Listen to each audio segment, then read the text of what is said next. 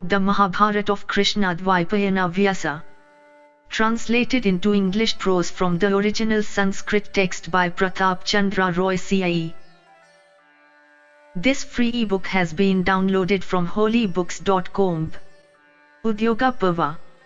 Section 21, C.I.E. Udyoga Parva. Vaisampayana said, having heard his words, Bhishma, senior in wisdom, and endued with great effulgence, paid honors to him and then spoke words suitable to the occasion. And he said, how fortunate that they are all well with Krishna. How fortunate that they have procured aid and that they are inclined to a virtuous course. How fortunate that those scions of Kuru's race desire peace with their cousins. There is no doubt that what thou hast said is true. Thy words, however, are exceedingly sharp. The reason, I suppose, being that thou art a Brahmana. No doubt, the sons of Pandu were much harassed both here and in woods. No doubt, by law they are entitled to get all the property of their father. Arjuna, the son of Pritha, is strong trained in weapons, and is a great warrior. Who, in sooth, can withstand in battle Dhananjaya the son of Pandu? Even the wielder himself of the thunderbolt cannot. Other bowmen are hardly worth mention. My belief is that he is a match for all the three worlds. And while Bhishma was thus speaking, Karna wrathfully and insolently interrupted his words, and looking at Duryodhana said, there is no creature in the world, O Brahmana, who is not informed of all these facts. What is the good of repeating them again and again? On behalf of Duryodhana, Sakuni formerly won in game of dice. Yudhishthira, the son of Pandu, went to the woods according to a stipulation. He is now paying no regard to that stipulation, but confident of aid from the Matsyas and Panchalas, he wisheth to get back his ancestral throne. O learned man, Duryodhana would not yield even a single foot of land if thou appealest to his fears, but if justice requires, he would give up the whole earth even to a foe. If they wish to get back their ancestral throne, they should pass the specified period of time in the forest as had been stipulated. Afterwards let them live as the dependents of Duryodhana, safe and sound. From dull-headedness, however, let them not turn their mind towards an absolutely unrighteous course. If, nevertheless, abandoning the path of virtue, they desire war, then when they encounter in battle these praiseworthy Kurus, they will remember these my words. Bhishma said, what is the use of thy talking, O Radha's son? Thou shouldst remember that occasion when Pritha's son, single-handed, overpowered in battle 6 warriors. If we do not act as this Brahmana hath said, to be sure we shall be all slain by him in battle. Vaisampayana continued, then Dhritarashtra pacified Bhishma with words of entreaty, rebuked the son of Radha, and spoke the following words. What Bhishma, Santanu's son, hath said is salutary for us, as also for the Pandavas, and likewise for the whole universe. I shall, however, after deliberation, send Sanjaya to the sons of Pandu. So thou needst not wait. Go thou to the son of Pandu this very day. The Kaurava chief then honored Drupada's priest and sent him back to the Pandavas. And summoning Sanjaya to the council hall, he addressed him in the following words. Thus ends the 21st section in the C.I.E. Udyoga Parva of the Udyoga Parva. Section 22, C.I.E. Udyoga Parva. Dhritarashtra said, they say, O Sanjaya, that the Pandavas have arrived at Upaplavya. Go thou and enquire after them. Thou must greet Ajatasatru in the following words, by good luck it is that emerged from the woods thou hast reached such a city. And to all of them thou must say, O Sanjaya, these words. Are ye well, having spent that harassing period of sojourn, ye who were unworthy of such harassment? In no time will they be appeased towards us, for though treated treacherously by foes, yet they are righteous and good.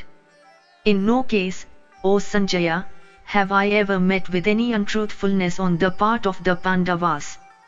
It was by their own valor that they had won all their prosperity, and yet they were ever dutiful to me.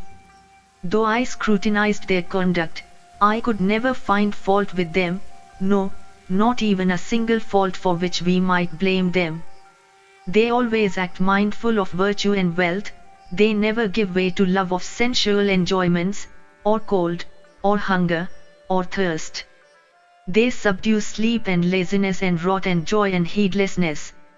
The sons of Pritha, mindful of both virtue and wealth, are ever pleasant to all. On proper occasion they part with their wealth to friends. Friendship with them never loses its ardor on account of length of time, for they bestow honors and wealth on every one according to his deserts. Not a soul in the race of Achamida ever entertains hatred for them excepting this vile, capricious, dull-headed Duryodhana, and excepting also the still more mean-minded Karna. These two always enhance the energy of those high-souled ones who have been divested of both friends and happiness. Enterprising and brought up in every indulgence, Duryodhana reckons all that to be well done. It is childish on Duryodhana's part to think that it is possible to rob the Pandavas of their just share so long as they are alive. It is wise to yield to Yudhishthira his due share before the war. And to him whose steps are followed by Arjuna and Krishna and Bhima and Satyaki and the two sons of Madri and the warriors of the Srinjaya race. That wielder of the Gandiva, Savyaschin, seated on his car, would alone be able to devastate the whole world. And likewise the victorious and high-souled Krishna, the Lord of the three worlds, incapable of defeat is able to do the same. What mortal would stand before him who is the one worthiest person in all the worlds and who discharges his multitude of arrows that roll like the clouds, covering all sides, like flights of swiftly coursing locusts? Alone on his car, holding the Gandiva, he had conquered the northern region as also the Kurus of the north and brought away with him all their wealth. He converted the people of the Dravida land to be a portion of his own army. It was Falguna, the wielder of the Gandiva, who defeating in the Khandava woods all the gods together with Indra, made offerings to Agni, enhancing the honor and fame of the Pandavas. Of all wielders again of the mace, there is none equal to Bhima, and there is none also who is so skillful a rider of elephants. On car, they say, he yields not to even Arjuna, and as to might of arms, he is equal to 10,000 elephants. Well trained and active, he who hath again been rendered bitterly hostile, would in anger consume the Dhartashtra's in no time. Always wrathful, and strong of arms, he is not capable of being subdued in battle by even Indra himself.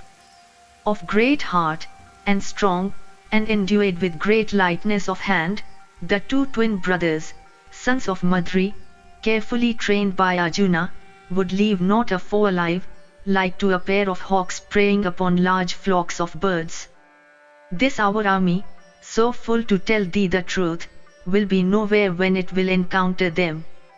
In their side will be Drishtadhyumna, endued with great activity, one who is regarded as one of the Pandavas themselves.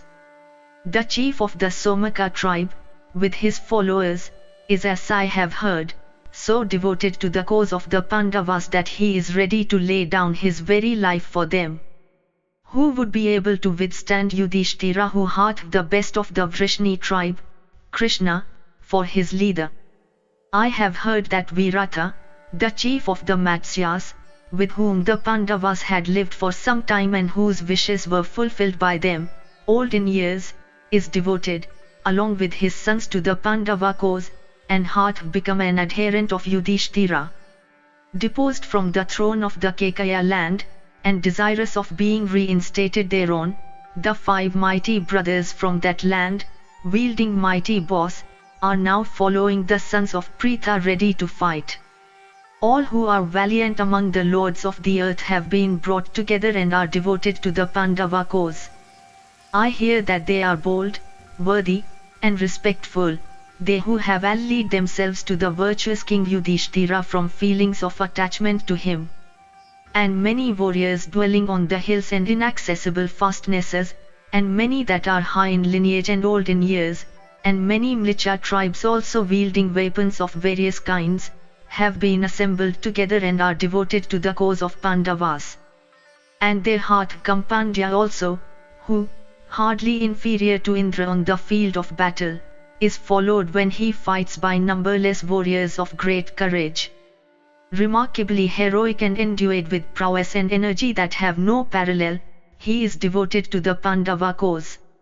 That same Satyaki, who I have heard obtained weapons from Drona and Arjuna and Krishna and Kripa and Bhishma, and who is said to be equal to the son of Krishna, is devotedly attached to the Pandava cause. And the assembled kings of the Chedi and the Karusha tribes have all taken the part of the Pandavas with all their resources. That one in their midst who, having been endued with blazing beauty, shone like the sun, whom all persons deemed unassailable in battle and the very best of all drawers of the bow on earth, was slain by Krishna in a trice, by help of his own great might, and counting for naught the bold spirit of all the Kshatriya kings. Kesava cast his eyes on that Shishupala and smote him, enhancing the fame and honor of the sons of Pandu. It was the same Shishupala who was highly honored by those kings at whose head stood the king of the Karusha tribe. Then the other kings, deeming Krishna unassailable when seated on his car drawn by Sagriva and other steeds, left the chief of the Chedis and ran away like small animals at the sight of a lion. And it was thus that he who from audacity had sought to oppose and encounter Krishna in a combat hand to hand, was slain by Krishna and lay down lifeless, resembling a Karnikara tree uprooted by a gale. O Sanjaya, O son of Gavalgana, what they have told me of the activity of Krishna in cause of Pandu's sons, and what I remember of his past achievements, leave me no peace of mind. No foe whatsoever is capable of withstanding them who are under the lead of that lion of the Vrishni tribe. My heart is trembling with fear upon learning that the two Krishnas are seated on the self-same car. If my dull-headed son forbear to fight with those two, then may he fare well, else those two will consume the race of Kuru as Indra and Upendra consume the Daitya hosts. Dhananjaya is, I conceive, equal to Indra, and the greatest of the Vrishni race, Krishna, is the eternal Vishnu himself. The son of Kunti and Pandu, Yudhishthira, is virtuous and brave and eschews deeds that bring on shame. Endued with great energy, he hath been wronged by Duryodhana. If he were not high-minded, he would in wrath burn the Dhartashtra's. I do not so much dread Arjuna or Bhima or Krishna or the twin brothers as I dread the wrath of the king, O Sutta. When his wrath is excited, his austerities are great, he is devoted to brahmacharya practices. His heart's wishes will certainly be fulfilled. When I think of his wrath, O Sanjaya, and consider how just it is, I am filled with alarm. Go thou speedily on a car dispatched by me, where the troops of the king of the Panchalas are encamped. Thou wilt ask Yudhishthira about his welfare. Thou wilt repeatedly address him in affectionate terms. Thou wilt also meet Krishna, O child, who is the chief of all brave men and who is endued with a magnanimous soul. Him also thou wilt ask on my part as to his welfare, and tell him that Dhritarashtra is desirous of peace with Pandu's sons. O Sutta, there is nothing that Yudhishthira, the son of Kunti, would not do at the bidding of Krishna. Kesava is as dear to them as their own selves. Possessed of great learning, he is ever devoted to their cause. Thou wilt also inquire about the welfare of all the assembled sons of Pandu and the Srinjayas and Satyaki and Virata and all the 5 sons of Draupadi, professing to be a messenger from me. And whatsoever also thou mayst deem to be opportune, and beneficial for the Bharata race, all that, O Sanjaya, thou must say in the midst of those kings everything in sooth that may not be unpalatable or provocative of war. Thus ends the 22nd section in the C.I.E. Udyoga Parva of the Udyoga Parva. Section 23, C.I.E. Udyoga Parva. Vaisampayana said, having heard these words of King Dhritarashtra, Sanjaya went to Upaplavya to see the Pandavas of immeasurable strength. And having approached King Yudhishthira, the son of Kunti, he made obeisance to him first and then spoke. And the son of Gavalgana, by name Sanjaya and by caste Asuta, cheerfully spoke unto Ajatasatru. How lucky, O king, that I see you hail, attended by friends and little inferior to the great Indra. The aged and wise King Dhritarashtra, the son of Ambika, hath enquired about your welfare. I hope Bhimasena is well, and that Dhananjaya, that foremost of the Pandavas, and these two sons of Madri, are well. I hope Princess Krishna also, the daughter of Drupada, is well, she who never swerves from the path of truth, that lady of great energy, that wife of heroes. I hope she is well with her sons, she in whom are centered all your dearest joys and whose welfare you constantly pray for. Yudhishthira said, O Sanjaya, son of Gavalgana, hath thy journey here been safe? We are pleased with thy sight. I ask thee in return how thou art. I am, O learned man, in excellent health with my younger brothers. O Suta, after a long while do I now receive news of the aged king of the Kurus, that descendant of Bharata. Having seen thee, O Sanjaya, I feel as if I have seen the king himself, so pleased I am. Is our aged grandsire Bhishma, the descendant of Kuru, endued with great energy and the highest wisdom and always devoted to the practices of his own order, O sire, in health? I hope he still retains all his former habits. I hope the high-souled King Dhritarashtra, the son of Vichitravirya, is in health with his sons. I hope the great King Vahlika, the son of Pratipa, endued with great learning, is also in health. I hope, O sire, that Somadatta is in health, and Burisravas and Satyasanda, and Sala and Drona with his son, and the Brahmana Kripa are also well. I hope all those mighty bowmen are free from disease.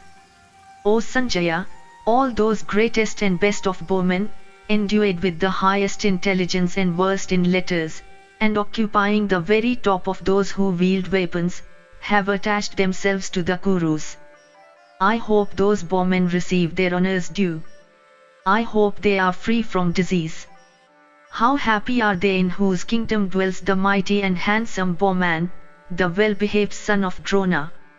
I hope Uyatsu, the highly intelligent son of Dhritarashtra, by his Vaisya wife is in health. I hope, O sire, the adviser Karna, whose counsels are followed by the dull-headed Suyodhana, is in health. I hope the aged ladies, the mothers of the Bharata race, and the kitchen maidens, the bondmaids, the daughters-in-law, the boys, the sisters' sons and the sisters, and the daughters' sons of Dhritarashtra's house are all free from trouble. O sire, I hope the king still allows their former subsistence to the Brahmanas. I hope, O Sanjaya, Dhritarashtra's son hath not seized those gifts to the Brahmanas that I made. I hope Dhritarashtra with his sons meets in a spirit of forbearance any overbearing conduct on the part of the Brahmanas. I hope he never neglects to make provision for them, that being the sole highway to heaven. For this is the excellent and clear light that hath been provided by the Creator in this world of living beings. If like dull-headed persons, the sons of Kuru do not treat the Brahmanas in a forbearing spirit, wholesale destruction will overtake them. I hope King Dhritarashtra and his son try to provide for the functionaries of state. I hope there are no enemies for theirs who, disguised as friends, are conspiring for their ruin. O sire, I hope none of these Kurus talk of our having committed any crimes. I hope Drona and his son and the heroic Kripa do not talk of our having been guilty in any way. I hope all the Kurus look up to King Dhritarashtra and his sons as the protectors of their tribe. I hope when they see a horde of robbers, they remember the deeds of Arjuna, the leader in all fields of battle.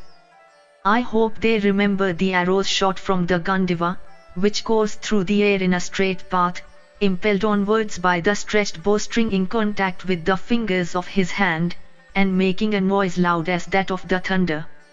I have not seen the warrior that excels or even rivals Arjuna, who can shoot by a single effort of his hand 6 even whetted and keen-edged shafts, furnished with excellent feathers.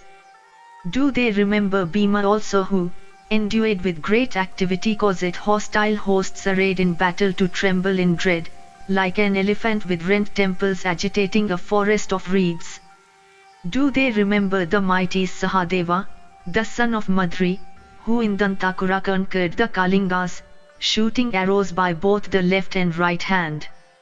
Do they remember Nakula, who, O Sanjaya, was sent under your eye, to conquer the Civis and the Trigatas, and who brought the western region under my power? Do they remember the disgrace that was theirs when under evil counsels they came to the woods of Dwaitavana on pretence of taking away their cattle? Those wicked ones, having been overpowered by their enemies, were afterwards liberated by Bhimasena and Arjuna, myself protecting the rear of Arjuna, in the fight that ensued, and Bhima protecting the rear of the sons of Madri, and the wielder of the Gandiva coming out unharmed from the press of battle, having made a great slaughter of the hostile host. Do they remember that? It is not by a single good deed, O Sanjaya, that happiness can here be attained, when by all our endeavors we are unable to win over the son of Dhritarashtra. Thus ends the 23rd section in the C.I.E. Udyoga Parva of the Udyoga Parva. Section 24, C.I.E. Udyoga Parva. Sanjaya said, It is even so as thou hast said, O son of Pandu. Dost thou enquire about the welfare of the Kurus and of the foremost ones among them? Free from illness of every kind and in the possession of excellent spirit are those foremost ones among the Kurus about whom, O son of Pritha, thou enquirest. Know, O son of Pandu, that there are certainly righteous and aged men, as also men that are sinful and wicked about Dhritarashtra's son. Dhritarashtra's son would make gifts even to his enemies. It is not likely, therefore, that he should withdraw the donations made to the Brahmanas. It is customary with you Kshatriyas to follow a rule fit for butchers, that leads you to do harm to those that bear no ill will to you, but the practice is not good. Dhritarashtra with his sons would be guilty of the sin of intestine dissension, were he, like a bad man, to bear ill will towards you who are righteous. He does not approve of this injury done to you, he is exceedingly sorry for it, he grieves at his heart. The old man, O Yudhishthira, for having communicated with the Brahmanas, he hath learnt that provoking intestine dissensions is the greatest of all sins. O King of men, they remember thy prowess on the field, and that of Arjuna, who taketh the lead in the field of battle. They remember Bhima wielding his mace when the sound of the conch shell and the drum rises to the highest pitch. They remember those mighty warriors, the 2 sons of Madri, who on the field of battle career in all directions, shooting incessant showers of shafts on hostile hosts, and who know not what it is to tremble in fight. I believe, O King, that which futurity hath in store for a particular person cannot be known, since thou, O son of Pandu, who art endowed with all the virtues, hast had to suffer trouble of such an endurable kind. All this, no doubt, O Yudhishthira, thou wilt again make up by help of your intelligence.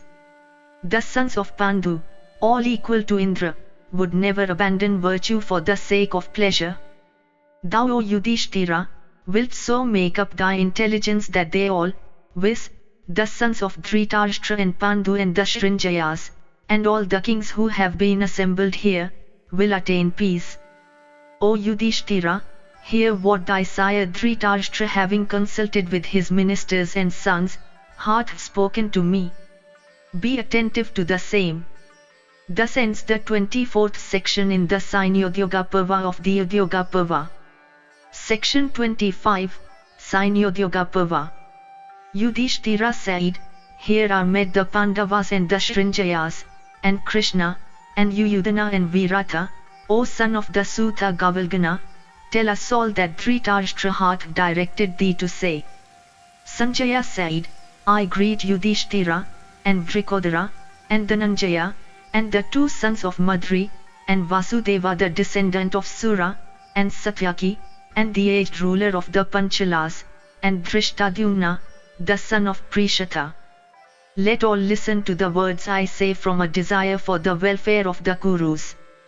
King Dhritarashtra, eagerly welcoming the chance of peace, hastened the preparation of my car for this journey here. Let it be acceptable to King Yudhishthira with his brothers and sons and relations. Let the son of Pandu prefer peace. The sons of Pritha are endowed with every virtue, with steadiness and mildness and candor.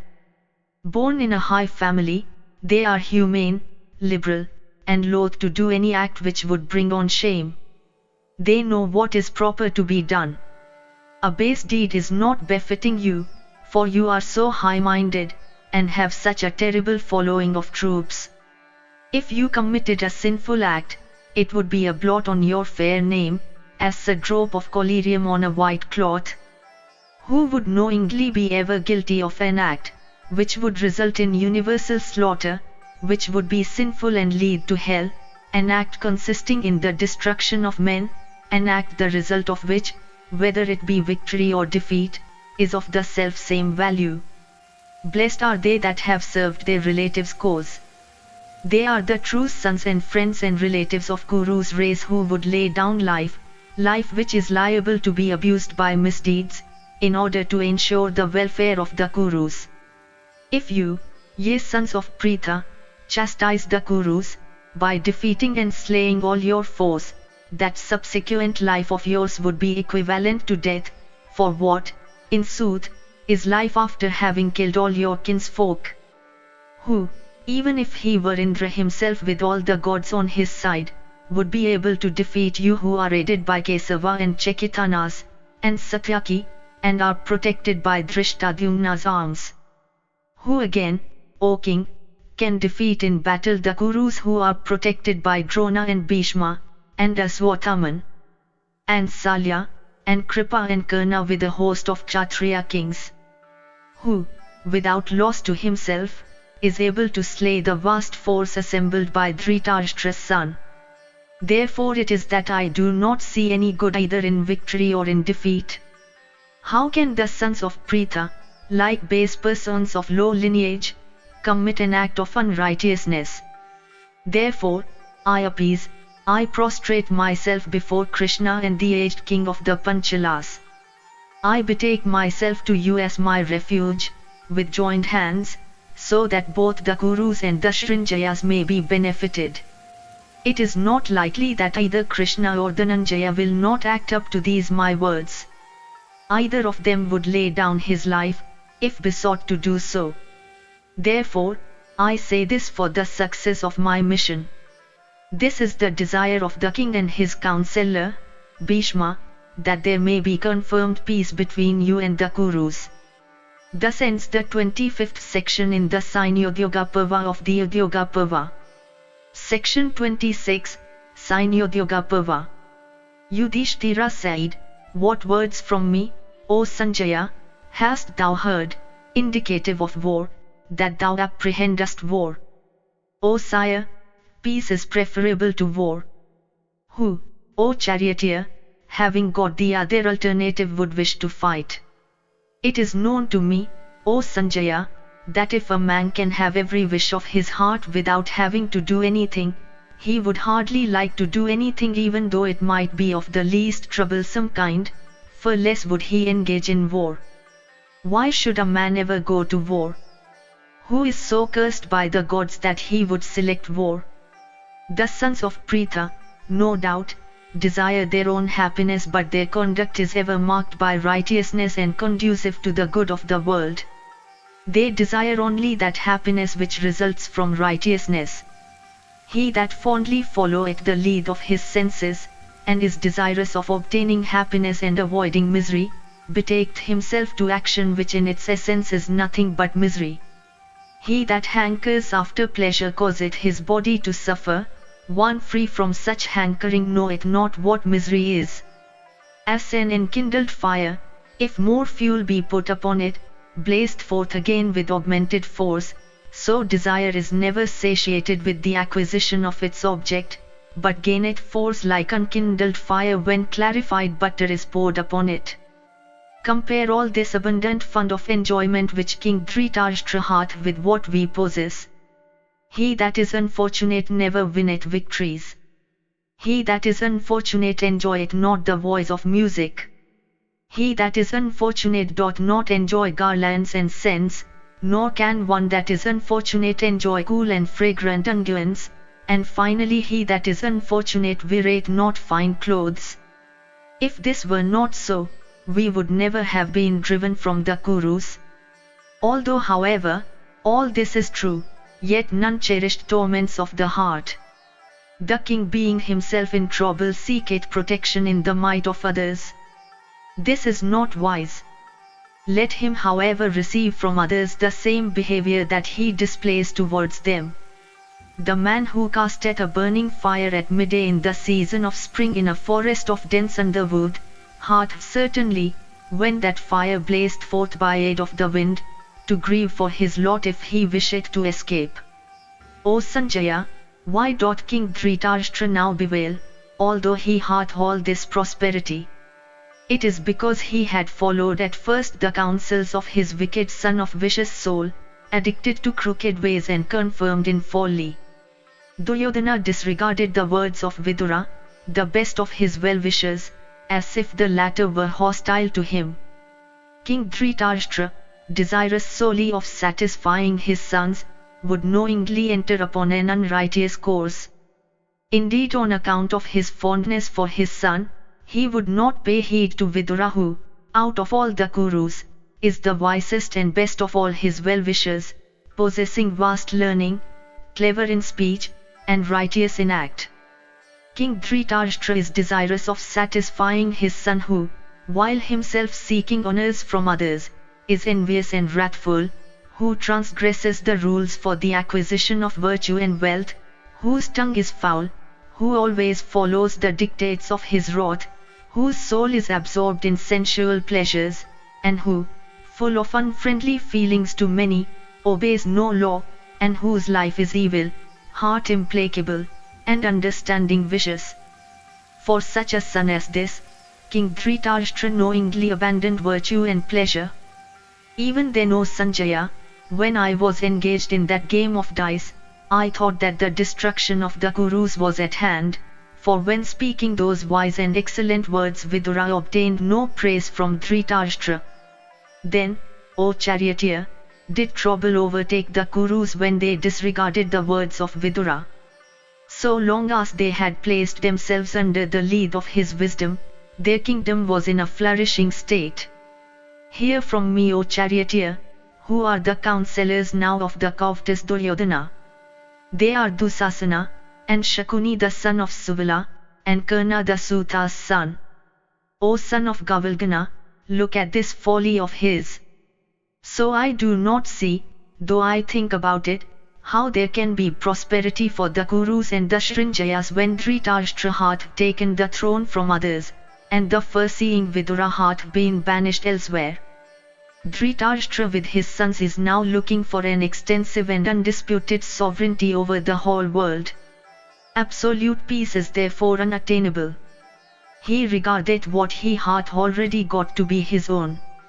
When Arjuna taketh up his weapon in fight, Karna believeth him capable of being withstood. Formerly there took place many great battles. Why could not Karna then be of any avail to them? It is known to Karna and Drona and the grandsire Bhishma, as also to many other Kurus, that there is no wielder of the bow comparable to Arjuna. It is known to all the assembled rulers of the earth, how the sovereignty was obtained by Duryodhana, although that repressor of force, Arjuna, was alive. Pertinaciously doth Dhritarashtra's son believe that it is possible to rob the sons of Pandu of what is their own, although he knoweth, having himself gone to the place of fight, how Arjuna comforted himself when he had nothing but a bow 4 cubits long for his weapon of battle. Dhritarashtra's sons are alive simply because they have not as yet heard that twang of the stretch Gandiva. Duryodhana believeth his object already gained, as long as he beholdeth not the wrathful Bhima. O sire, even Indra would forbear to rob us of our sovereignty as long as Bhima and Arjuna and the heroic Nakula and the patient Sahadeva are alive. O charioteer, the old king with his sons still entertains the notion that his sons will not be perished, O Sanjaya, on the field of battle, consumed by the fiery wrath of Pandhu's sons. Thou knowest, O Sanjaya, what misery we have suffered. For my respect to thee, I would forgive them all.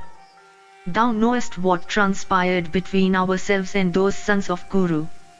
Thou knowest how we comforted ourselves towards Dhritarashtra's son. Let the same state of things still continue, I shall seek peace, as thou counsellest me to do. Let me have Indraprastha for my kingdom. Let this be given to me by Duryodhana, the chief of Bharata's race. Thus ends the 26th section in the C.I.E. Udyoga Parva of the Udyoga Parva. Section 27, C.I.E. Udyoga Parva. Sanjaya said, O Pandava, the world hath heard thy conduct being righteous.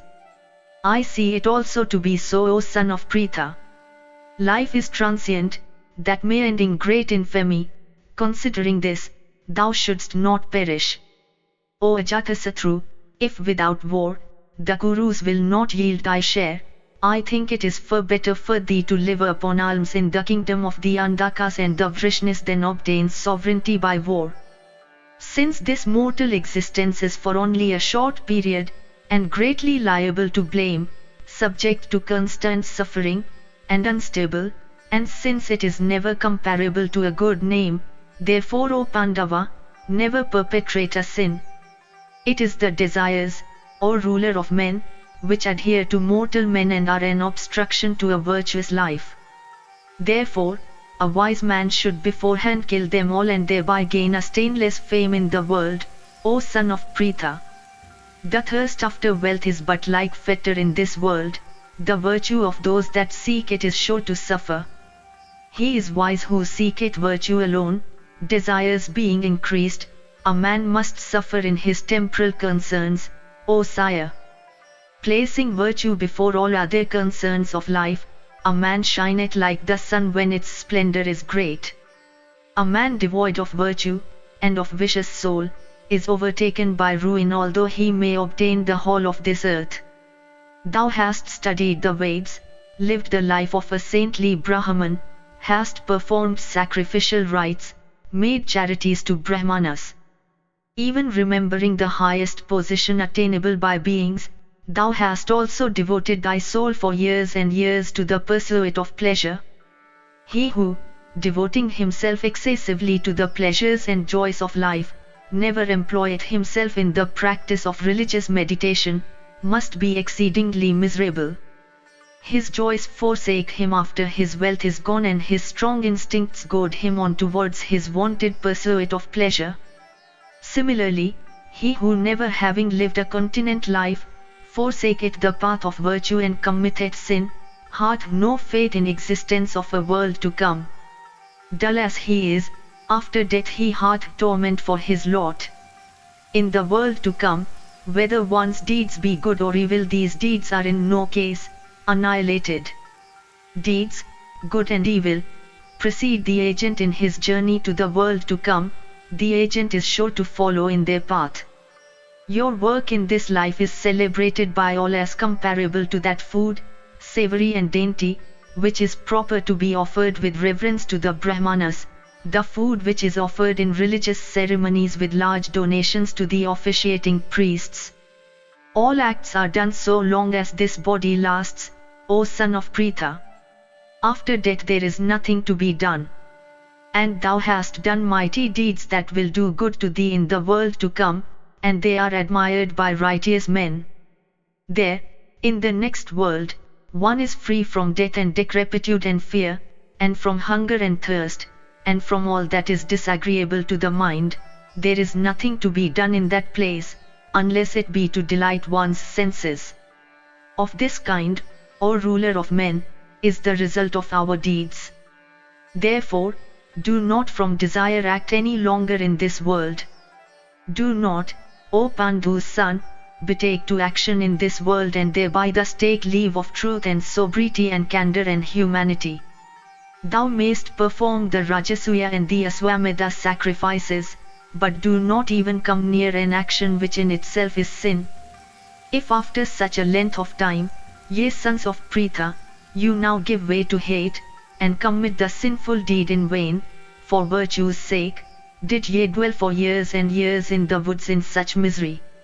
It was in vain that you went to exile, after parting with all your army, for this army was entirely in your control then. And these persons who are now assisting you, have been always obedient to you, this Krishna, and Satyaki, and Virata of the golden car, of Matsya land, with his son at the head of martial warriors. All the kings, formerly vanquished by you would have espoused your cause at first. Possessed of mighty resources, dreaded by all, having an army, and followed behind by Krishna and Arjuna, you might have slain your foremost of foes on the field of battle. You might have then brought low Duryodhana's pride. O Pandava, why have you allowed your foes to grow so powerful? Why have you weakened your friends? Why have you sojourned in the woods for years and years? Why are you now desirous of fighting, having let the proper opportunity slip? An unwise or an unrighteous man may win prosperity by means of fighting, but a wise and a righteous man, were he free from pride to betake to fight against better instinct, doth only fall away from a prosperous path. O Pritha's son, your understanding inclines not to an unrighteous course. From wrath you never committed a sinful act. Then what is the cause, and what is the reason, for which you are now intent to do this deed, against the dictates of wisdom? Wrath, O mighty king, is a bitter drug, though it has nothing to do with disease. It brings on a disease of the head, robs one of his fair fame, and leads to sinful acts. It is drunk up, controlled, by those that are righteous and not by those that are unrighteous. I ask you to swallow it and to desist from war. Who would incline himself to wrath which leads to sin? Forbearance would be more beneficial to you than love of enjoyments where Bhishma would be slain, and Drona with his son, and Kripa, and Somadatta's son, and Vikarna and Vivingseti, and Karna and Duryodhana. Having slain all these, what bliss may that be, O Pritha's son, which you will get? Tell me that. Even having won the entire sea-girt earth, you will never be free from decrepitude and death, pleasure and pain, bliss and misery. Knowing all this, do not be engaged in war. If you are desirous of taking this course, because your counselors desire the same, then give up everything to them, and run away. You should not fall away from this path which leads to the region of the gods. Thus ends the 27th section in the C.I.E. Udyoga Parva of the Udyoga Parva. Section 28, C.I.E. Udyoga Parva. Yudhishthira said, without doubt, O Sanjaya, it is true that righteous deeds are the foremost of all our acts, as thou sayest. Thou shouldst however ensure me having first ascertained whether it is virtue or vice that I practice. When vice assumes the aspects of virtue and virtue itself wholly seems as vice, and virtue, again, appears in its native form, they that are learned should discriminate it by means of their reason. So again, virtue and vice, which are both eternal and absolute, exchange their aspects during seasons of distress. One should follow without deviation the duties prescribed for the order to which he belongs by birth. Know, O Sanjaya, that duties in seasons of distress are otherwise. When his means of living are totally gone, the man that is destitute should certainly desire those other means by which he may be able to discharge the sanctioned duties of his order. One that is not destitute of his means of living, as also one that is in distress, are, O Sanjaya, both to be blamed if they act as if the state of each were otherwise. When the Creator hath ordained expiation for those Brahmanas who, without wishing for self-destruction, betake themselves to acts not sanctioned for them, this proves that people may in season of distress, betake to acts not ordained for the orders to which they belong. And O Sanjaya, thou shouldst regard them as worthy that adhere to the practices of their own order in usual times as also those that do not adhere to them in season of distress. Thou shouldst censure them that act otherwise in usual times while adhering to their ordained practices during times of distress. As regards men desiring to bring their minds under control, when they endeavor to acquire a knowledge of self, the practices that are ordained for the best viz, the Brahmanas, are equally ordained for them. As regards those however, that are not Brahmanas and that do not endeavor to acquire knowledge of self, those practices should be followed by them that are ordained for their respective orders in seasons of distress or otherwise. Even that is the path followed by our fathers and grandfathers before us, and those also that had lived before them. As regards those that are desirous of knowledge and avoiding to act, even these also hold the same view and regard themselves as orthodox. I do not therefore think that there is any other path. Whatsoever wealth there may be in this earth, whatsoever there may be among the gods, or whatsoever there may be unattainable by them, the region of the Prajapati, or heaven or the region of Brahma himself, I would not, O Sanjaya, seek it by unrighteous means. Here is Krishna, the giver of virtue's fruits, who is clever, politic, intelligent, who has waited upon the Brahmanas, who knows everything, and counsels various mighty kings. Let the celebrated Krishna say whether I would be censurable if I dismiss all idea of peace, or whether if I fight, I should be abandoning the duties of my caste, for Krishna seeketh the welfare of both sides. This Satyaki, these Chedis, the Andaks, the Vrishnis, the Bojas, the Kukuras, the Shrinjayas, adopting the counsels of Krishna, slay their foes and delight their friends. The Vrishnis and the Andakas, at whose head stands Ugrasena, led by Krishna, have become like Indra, high-spirited, devoted to truth, mighty, and happy. Vabru, the king of Kasi, having obtained Krishna, that fructifier of wishes, as his brother, and upon whom Krishna showers all the blessings of life, as the clouds upon all earthly creatures, when the hot season is over, hath attained the highest prosperity. O sire, so great is this Krishna. Him you must know as the great judge of the propriety or otherwise of all acts. Krishna is dear to us, and is the most illustrious of men. I never disregard what Krishna saith. Thus ends the 28th section in the C.I.E. Udyoga Parva of the Udyoga Parva. Section 29, C.I.E. Udyoga Parva. Krishna said, I desire, O Sanjaya, that the sons of Pandu may not be ruined, that they may prosper and attain their wishes. Similarly I pray for the prosperity of King Dhritarashtra whose sons are many. Forevermore, O Sanjaya, my desire hath been that I should tell them nothing else than that peace would be acceptable to King Dhritarashtra. I also deem it proper for the sons of Pandu. A peaceful disposition of an exceedingly rare character hath been displayed by Pandu's son in this matter. When Dhritarashtra and his sons, however, are so covetous, I do not see why hostility should not run high.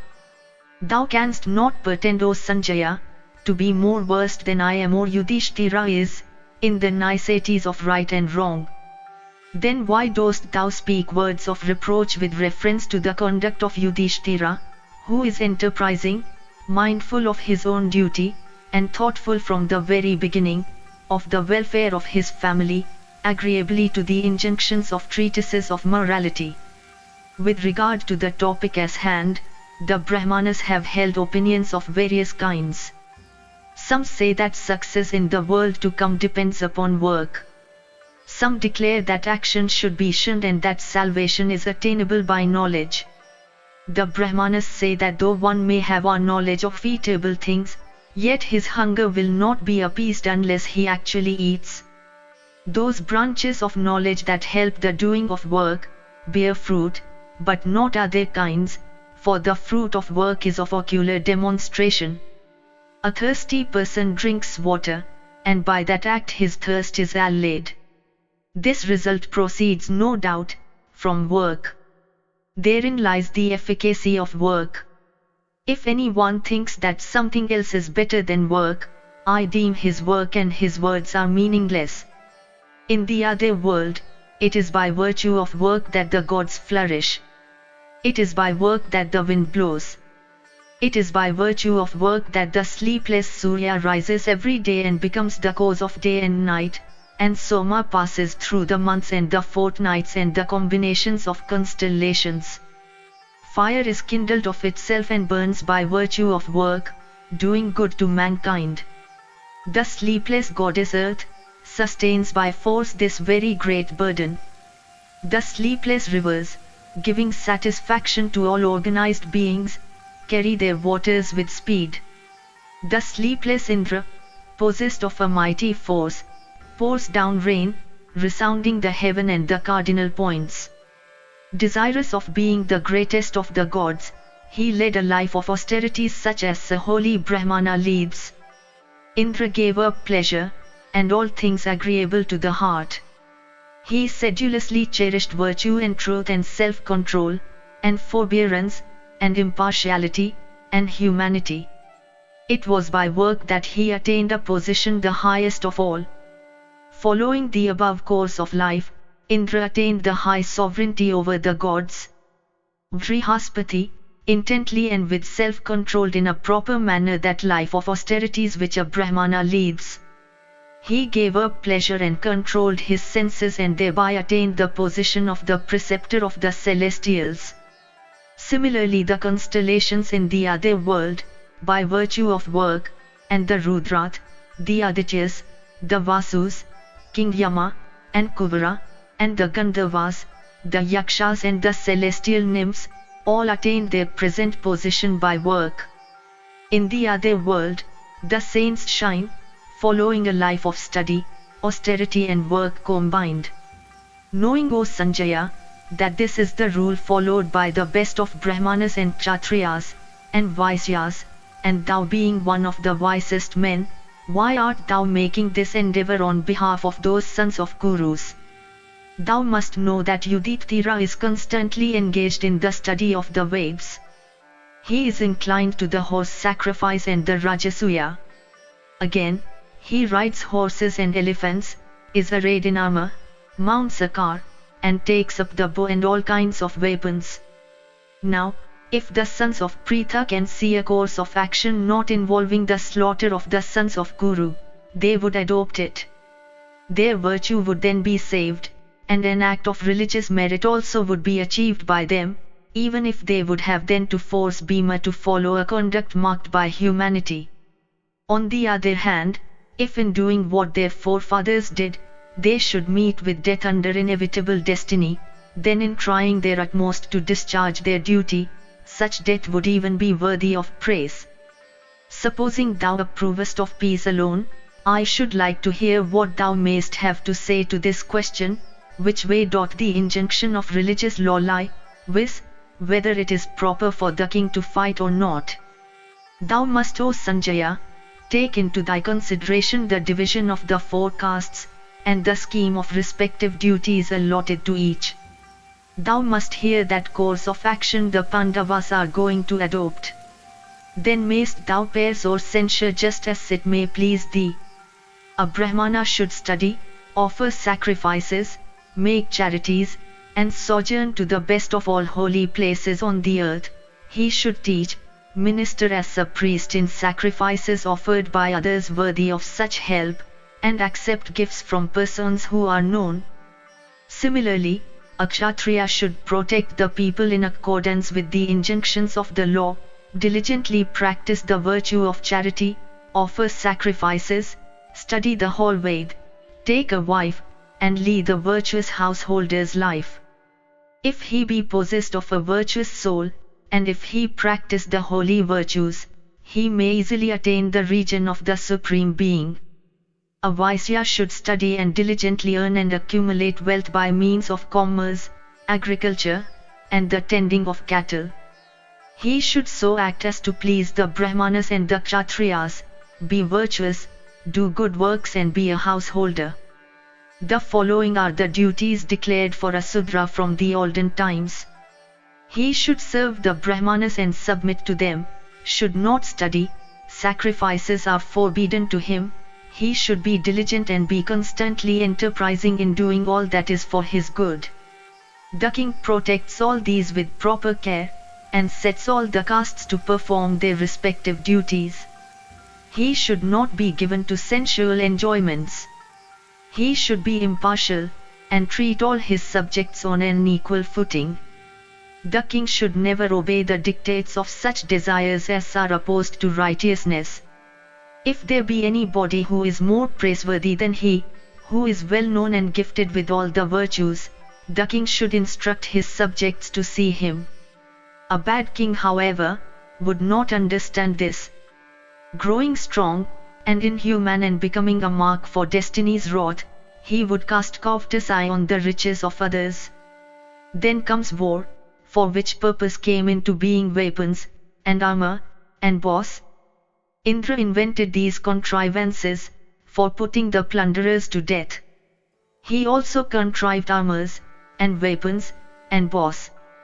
Religious merit is acquired by putting the robbers to death. Many awful evils have manifested themselves, on account of the Kurus having been unrighteous, and unmindful of law and religion. This is not right, O Sanjaya. Now, King Dhritarashtra with his sons, hath unreasonably seized what lawfully belonged to Pandu's son. He minds not the immemorial law observable by kings. All the Kurus are following in the wake. A thief who steals wealth unseen and one who forcibly seizes the same, in open daylight, are both to be condemned, O Sanjaya. What is the difference between them and Dhritarashtra's sons? From avarice he regards that to be righteous which he intends to do, following the dictates of his wrath. The shares of the Pandavas is no doubt fixed. Why should that share of theirs be seized by that fool? This being the state of things, it would be praiseworthy for us to be even killed in fight. A paternal kingdom is preferable to sovereignty received from a stranger. These time-honored rules of law, O Sanjaya, thou must propound to the Kurus, in the midst of the assembled kings, I mean those dull-headed fools who have been assembled together by Dhritarashtra's son, and who are already under the clutches of death. Look once more at that vilest of all their acts, the conduct of the Kurus in the council hall. That those Kurus, at whose head stood Bhishma, did not interfere when the beloved wife of the sons of Pandu, daughter of Drupada, of fair fame, pure life, and conduct worthy of praise, was seized while weeping, by that slave of lust. The Kurus all, including young and old, were present there. If they had then prevented that indignity offered to her, then I should have been pleased with Dhritarashtra's behavior. It would have been for the final good of his sons also. Dusasana forcibly took Krishna into the midst of the public hall wherein were seated her fathers-in-law. Carried there, expecting sympathy, she found none to take her part, except Vidura. The kings uttered not a word of protest, solely because they were a set of imbeciles. Vidura alone spoke words of opposition, from a sense of duty, words conceived in righteousness addressed to that man, Duryodhana, of little sense. Thou didst not, O Sanjaya, then say what law and morality were, but now thou comest to instruct the son of Pandu. Krishna, however, having repaired to the hall at that time, made everything right, for like a vessel in the sea, she rescued the Pandavas as also herself, from that gathering ocean of misfortunes. Then in that hall, while Krishna stood, the charioteer's son addressed her in the presence of her fathers-in-law, saying, O daughter of Drupada, thou hast no refuge. Better betake thyself as a bondwoman to the house of Dhritarashtra's son. Thy husbands, being defeated, no longer exist. Thou hast a loving soul, choose someone else for thy lord. This speech proceeding from Karna, was a wordy arrow, sharp, cutting all hopes, hitting the tenderest parts of the organization, and frightful. It buried itself deep in Arjuna's heart. When the sons of Pandu were about to adopt the garments made of the skins of black deer, Dusasana spoke the following pungent words: "These all are mean eunuchs, ruined, and damned for a lengthened time." And Sakuni, the king of the Gandhara land, spoke to Yudhishthira at the time of the game of dice the following words by way of a wily trick: "Nakula hath been won by me from you, what else have you got? Now you should better stake your wife Draupadi." You know, O Sanjaya, all these words of an opprobrious kind which were spoken at the time of the game of dice. I desire to go personally to the Kurus, in order to settle this difficult matter. If without injury to the Pandava cause, I succeed in bringing about this peace with the Kurus, an act of religious merit, resulting in very great blessings, will then have been done by me, and the Kurus also will have been extricated from the meshes of death. I hope that when I shall speak to the Kurus words of wisdom, resting on rules of righteousness, words fraught with sense and free from all tendency to inhumanity, Dhritarashtra's son will in my presence pay heed to them. I hope that when I arrive, the Kurus will pay me due respect. Else them mayest rest assured that those vicious sons of Dhritarashtra, already scorched by their own vicious acts, will be burnt up by Arjuna and Bhima ready for battle. When Pandu's sons were defeated at the play, Dhritarashtra's sons spoke to them words that were harsh and rude. But when the time will come, Bhima will no doubt take care to remind Duryodhana of those words. Duryodhana is a big tree of evil passions, Karna is its trunk, Sakuni is its branches, Dusasana forms its abundant blossoms and fruits, while the wise king Dhritarashtra is its roots. Yudhishthira is a big tree of righteousness, Arjuna is its trunk, and Bhima is its branches. The sons of Madri are its abundant flowers and fruits, and its roots are myself and religion and religious men. King Dhritarashtra with his sons constitutes a forest, while O Sanjaya the sons of Pandu are its tigers. Do not cut down the forest with its tigers, and let not the tigers be driven away from the forest. The tiger, out of the woods, is easily slain, the wood also, that is without a tiger, is easily cut down. Therefore, it is the tiger that protects the forest and the forest that shelters the tiger. The Dhritarashtras are as creepers, while O Sanjaya the Pandavas are solar trees. A creeper can never flourish unless it hath a large tree to twine round. The sons of Pritha are ready to wait upon Dhritarashtra as indeed those repressors of foes are ready for war. Let King Dhritarashtra now do what may be proper for him to do. The virtuous and the high-souled sons of Pandu, though competent to be engaged in fight, are yet now in peace with their cousins. O learned man, represent all this truly to Dhritarashtra. Thus ends the 29th section in the C.I.E. Parva of the Udyoga Parva. Section 30, C.I.E. Parva. Sanjaya said, I bid thee farewell, O divine ruler of men. I will now depart, O son of Pandu. Let prosperity be thine. I hope I have not, carried away by the feelings of my heart, given utterance to anything offensive. I would also bid farewell to Janardana, to Bhima and Arjuna, to the son of Madri, to Satyaki, and to Chekitna, and take my departure. Let peace and happiness be yours. Let all the kings look at me with eyes of affection. Yudhishthira said, permitted by us, O Sanjaya, take your leave. Peace to thee. O learned man, thou never thinkest ill of us. Both they and we know thee to be a person of pure heart in the midst of all in the court of the Kurus. Besides being an ambassador now, O Sanjaya, thou art faithful, beloved by us, of agreeable speech and excellent conduct, and well affected towards us. Thy mind is never clouded, and even if addressed harshly thou art never moved to wrath. O Sutta, thou never utterest harsh and cutting words, or those that are false or bitter. We know that thy words, free from malice, are always fraught with morality and grave import. Amongst envoys thou art the most dear to us. Beside thee, there is another who may come here, and that is Vidura. Formerly we always used to see thee. Thou art indeed a friend to us as dear as Dhananjaya. Proceeding hence, O Sanjaya, with all speed, thou shouldst wait upon those Brahmanas of pure energy and devoted to study according to the Brahmacharya mode. Those, namely, that are devoted to the study of the Vedas, while leading lives of mendicancy, those ascetics that habitually dwell in the woods, as also the aged ones of other classes, should all be addressed by thee in my name, O Sanjaya, and then their welfare should be inquired into by thee. O Sutta, repairing unto the priest of King Dhritarashtra as also unto his preceptors and Ritviks, thou shouldst address them and inquire after their welfare.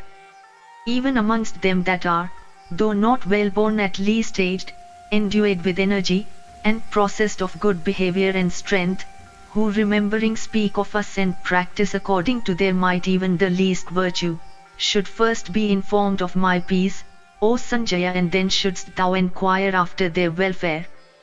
Thou shouldst also inquire after the welfare of those that live in the kingdom carrying on trade, and those that live there filling important offices of state.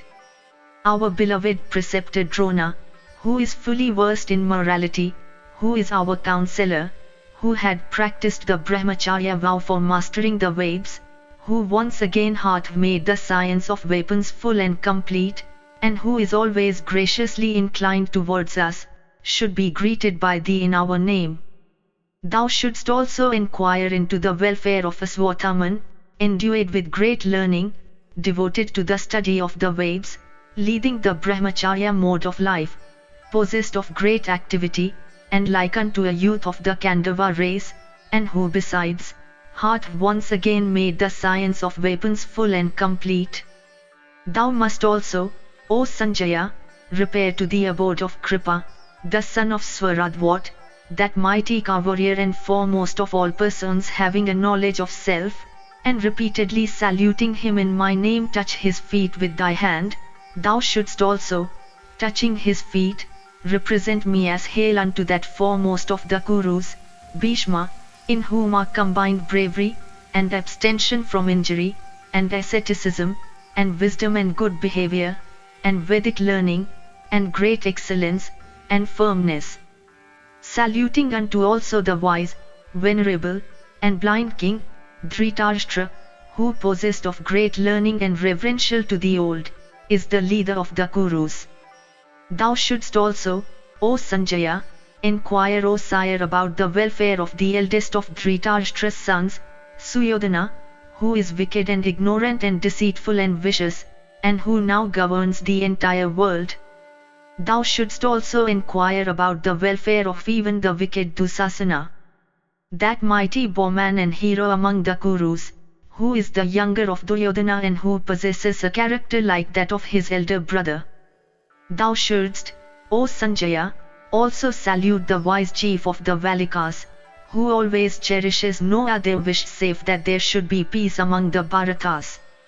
I think thou shouldst also worship that Somadatta who is endued with numerous excellent qualities, who is wise and possesses a merciful heart, and who from his affection for the Kurus always controls his anger towards them. The son of Somadatta is worthy of the greatest reverence among the Kurus.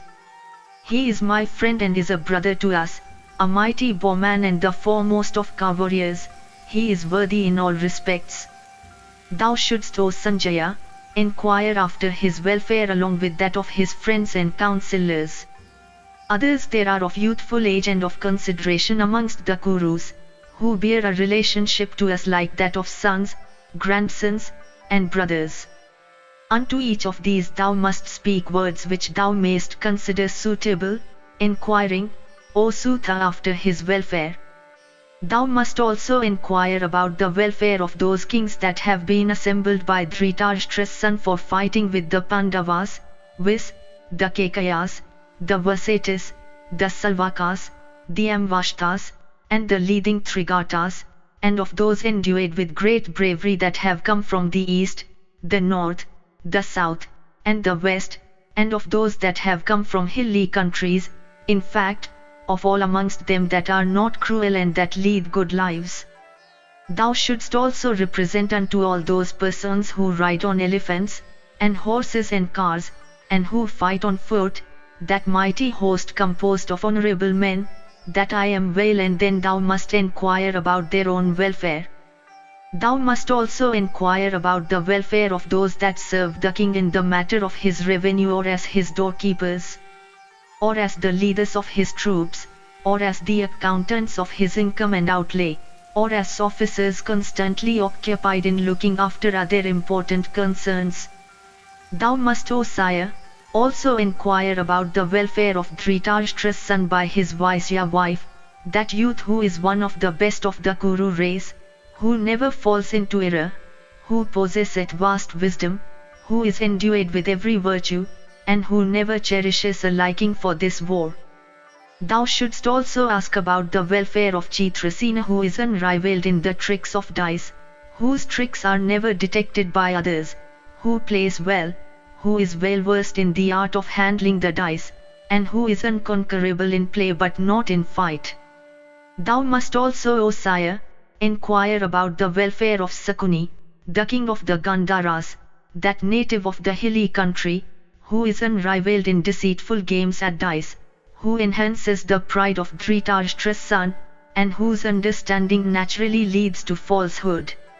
Thou must also inquire about the welfare of Karna, the son of Drikatna, that hero who is ready to vanquish, alone and unassisted, mounted on his car, the Pandavas whom no one dares assail in battle, that Karna who is unparalleled in deluding those that are already deluded.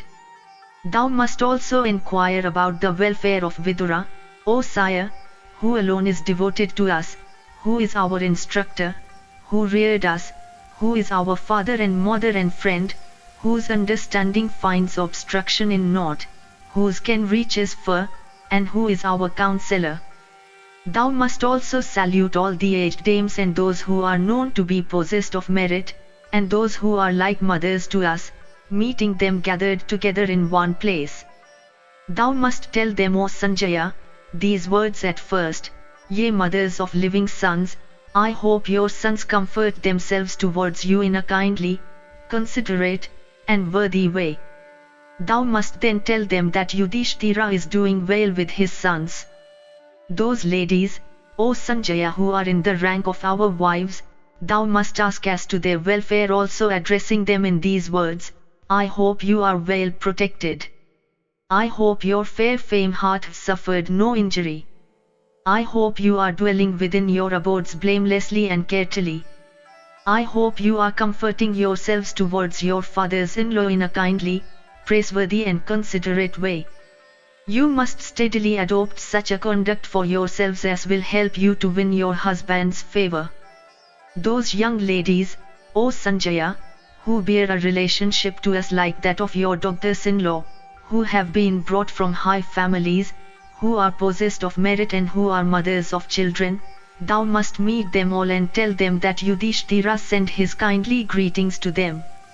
Thou must, O Sanjaya, embrace the daughters of your house, and must ask them about their welfare on my behalf.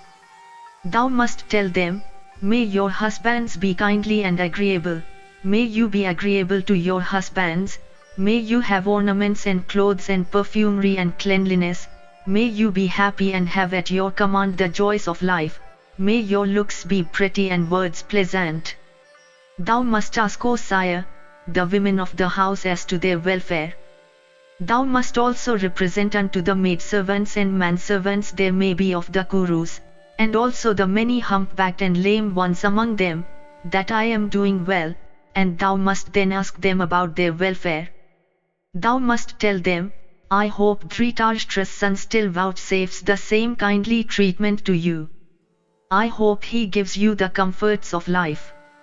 Thou must also represent unto those that are defective in limb, those that are imbecile, the dwarfs to whom Dhritarashtra gives food and raiment from motives of humanity, those that are blind, and all those that are aged, as also to the many that have the use only of their hands, being destitute of legs, that I am doing well, and that I ask them regarding their welfare, addressing them in the following words: Fear not, nor be dispirited on account of your unhappy lives so full of suffering.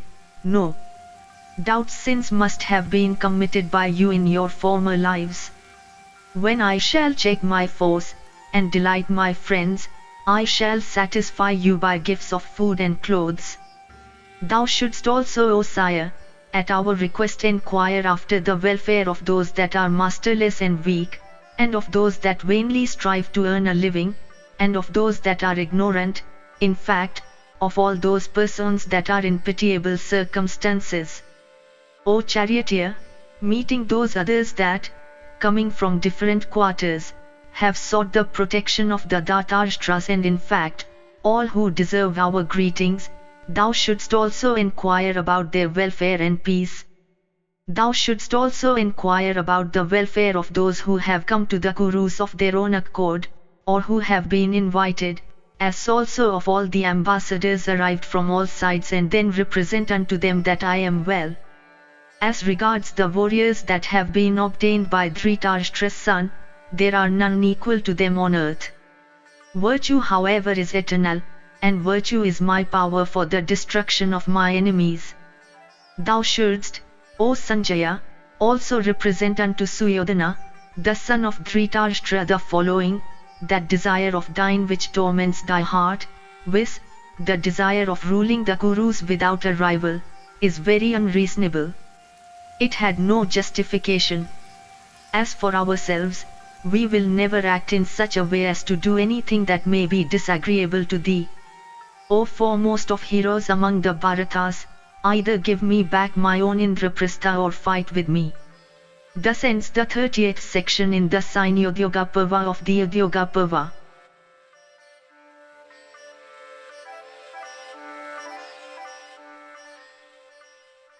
If you enjoyed this audiobook, please like and subscribe to be notified of when new audiobooks are uploaded. Thank you for listening and learning. Shanti.